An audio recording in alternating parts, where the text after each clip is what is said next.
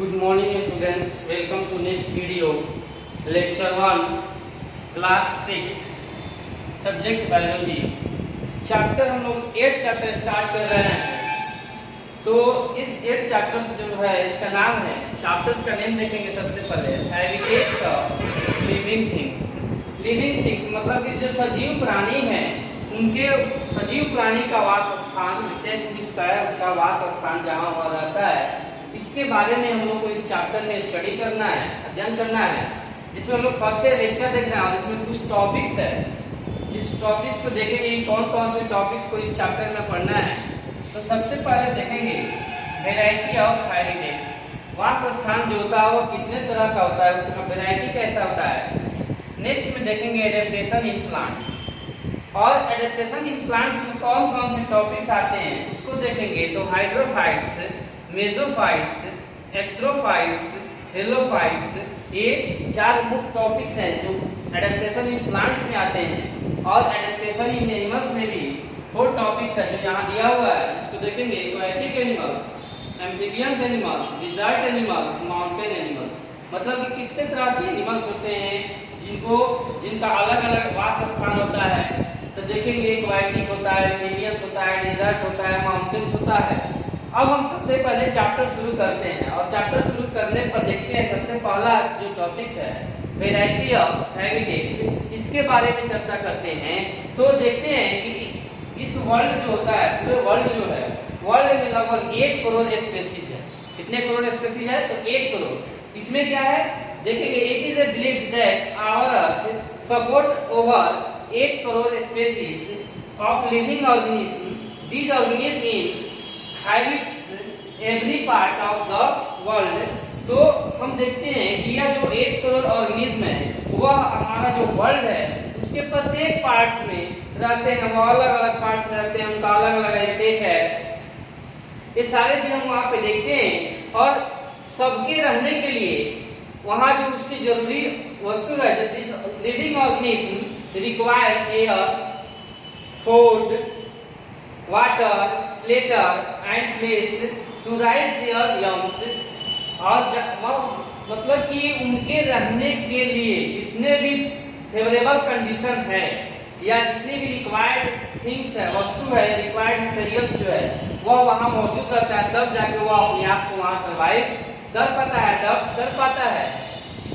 तो इस तरह अलग अलग जगहों पे, अलग अलग देशों में, अलग अलग राज्यों में अलग अलग तरह के जो लिविंग ऑर्गेनिज्म है वो हमको दिखाई देते हैं और पाए जाते हैं, जिसको हम अपने दैनिक जीवन में भी देखते हैं। जब घूमने जाते हैं या कहीं टूर पे जाते हैं तो हम देखते हैं।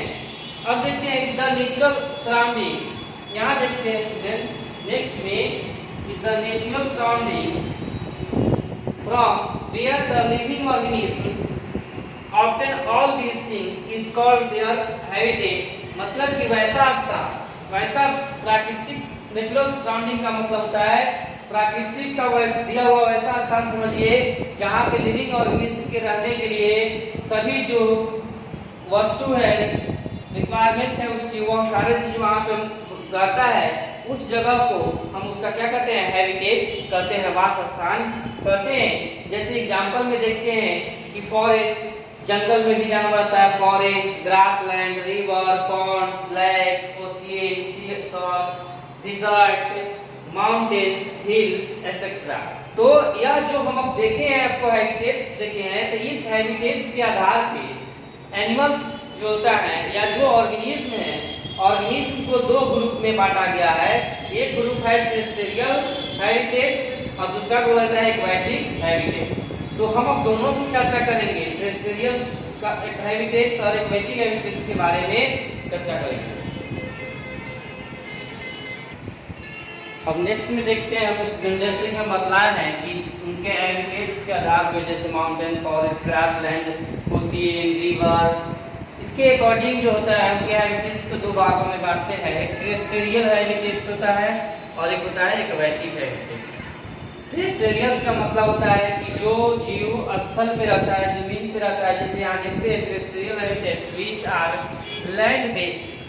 फॉरेस्ट जो लैंड बेस्ड होता है, लैंड पे रहता है, जैसे फॉरेस्ट पे रहता है, ग्रास लैंड पे रहता है, डिजर्ट पे रहता है एंड माउंटेन्स पे रहता है। तो यहाँ पे जो जीव निवास करते हैं उनको हम लोग टेरेस्ट्रियल हैबिटेट्स के अकॉर्डिंग देखते हैं। उनका टेरेस्ट्रियल हैबिटेट्स का मतलब उनका वास स्थान क्या होता है, उसको हम बोल सकते हैं कि स्थलीय जीव है वह। अब एक्वेटिक जो होता है, एक्वेटिक हैबिटेट्स होता है विच आर वाटर बेस्ड, यह वाटर बेस्ड जीव होते हैं जो पानी में रहते हैं, जलीय जीव जिसको बोलते हैं। उनका वास स्थान जल होता है, जैसे रिवर, एग्जांपल है river, lakes, ponds and oceans जो होता है वह उनके रहने का स्थान होता है। अब देखते हैं आप नेक्स्ट एडेप्टेशन क्या है, तो देखते हैं कि एनी कैरेक्टरिस्टिक्स इंटरनल या external that help in the survival of living organism is called adaptation. मतलब कि वह एक्सटर्नल हो या इंटरनल हो, दोनों तरीके से जब उनको मदद मिलता है और वह अपने आप को वहाँ पे सर्वाइव कर पाते हैं, जीवित रह पाते हैं, तो उसको हम लोग एडेप्टेशन कहते हैं। अब देखते हैं 10 वी कैन डिफाइन, अब हम डिफाइन कर सकते हैं हम लोग कि adaptation as the changes which helps an organism to survive in an environment. Adaptation क्या है, एडेप्टेशन जो होता है वह एक क्या है, एडेप्टेशन में चेंज होता है। Adaptation as the change which helps an organism, जो क्या करता है, जीव को मदद करता है किसी भी इन्वायरमेंट में उसको सरवाइव करने के लिए। उनमें स्पेशल फीचर्स भी होता है, अलग अलग जीव में जो होते हैं, अलग अलग ऑर्गेनिज्म जो होते हैं उनमें अलग अलग फीचर्स भी होता है, जिसके कारण वो अपने आप को वहाँ पे एडॉप्ट कर पाते हैं। और एडॉप्ट अगर नहीं कर पाते हैं तो वह डेट कर जाएंगे, मर जाएंगे, नहीं तो उसमें क्या होता है वह चेंज कर देते हैं अपनी जगह को, जिसको लोग माइग्रेशन कहते हैं। तो अब यहाँ देखते हैं कि changes adaptive changes and adaptive features. तो देखिए इसमें क्या कहता है, तो यहाँ हम देखते हैं कि the changes in the characteristic of living organism developing over a period of time and enabling them to survive in a particular environment are called adaptive feature। तो इसमें देखते हैं कि the changes in characteristic, उसका जो characteristic होता है उनमें क्या होता है, चेंजेस होता है किसके, लिविंग ऑर्गेनिज्म जो होते हैं उनके, developing over a period of time, मतलब एक समय अंतराल को इसमें बदलाव होता है जो क्या करता है, उसको सर्वाइव करने के लायक पार्टिकुलर एनवायरनमेंट में बनाता है, उसके बॉडी को उनके अनुसार डालता है और वो अपने आप को सर्वाइव करते हैं, तो जिसको हम लोग एडेप्टिव फीचर्स कहते हैं या एडेप्टिव चेंजेस कहते हैं। तो इस तरह हम यह देखिए। अब नेक्स्ट टॉपिक देखेंगे एडेप्टेशन इन प्लांट्स। प्लांट्स में एडेप्टेशन कैसे होता है और वन बाय वन एक एक टॉपिक आप देखते जाइएगा।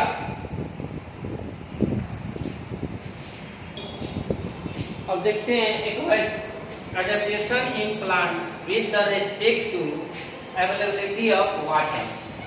प्लांट्स में जो एडेप्टेशन जो होता है, एडेप्टेशन इन प्लांट्स में जो एडेप्टेशन होता है with respect to availability of water, water का जो अवेलेबिलिटी होता है, उपस्थिति जो होता है उसके अनुसार देखते हैं। Water is the most essential element for the survive growth and development of any living organism. Water जो है बहुत ही इसेंशियल है, आवश्यक एलिमेंट्स है कि सर्वाइव करने के लिए, किसी भी लिविंग ऑर्गेनिज्म को सर्वाइव करने के लिए वाटर बहुत ही इसेंशियल एलिमेंट्स है। जैसे एग्जांपल में देखते हैं जैसे ग्रोथ, डेवलपमेंट, ये जो है ग्रोथ डेवलपमेंट के लिए वाटर क्या इसेंशियल है। अब हम देखते हैं वन बाय वन, जैसे हम आपको बताया है हाइड्रोफाइट्स। हाइड्रोफाइट्स जो प्लांट्स होते हैं, plants growing in fresh water, यह प्लांट्स फ्रेश वाटर में ग्रो करते हैं। Ponds, lakes and rivers, these are called also aquatic plants. इस प्लांट्स को हम लोग एक्वेटिक प्लांट्स कहते हैं। इसमें हाइड्रोफिलिया, हाइड्रिला आता है, बैक्टीरिया आता है, ये सब क्या है इसका एग्जांपल है। अब हम देखते हैं कि मेसोफाइट्स, मेसोफाइट्स जो होता है ये terrestrial plants growing in moist habitats या मॉइस्ट हैबिटेट्स जो होता है वहां पे पाया जाता है। अब देखते हैं एक्सट्रोफाइट्स। एक्सट्रोफाइट्स में देखते हैं कि terrestrial plants growing in water deficient habitats such as deserts, इसलिए इसको हम लोग टेरेस्ट्रियल कहते हैं।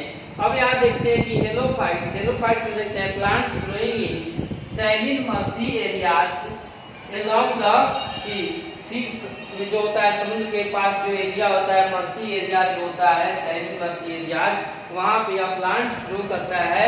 हेलोफाइट्स जो होता है वहीं पे ग्रो करता है। तो इस तरह हम एक एक स्टेप देखें। अब हम लोग नेक्स्ट लेक्चर में नेक्स्ट टॉपिक की चर्चा करेंगे।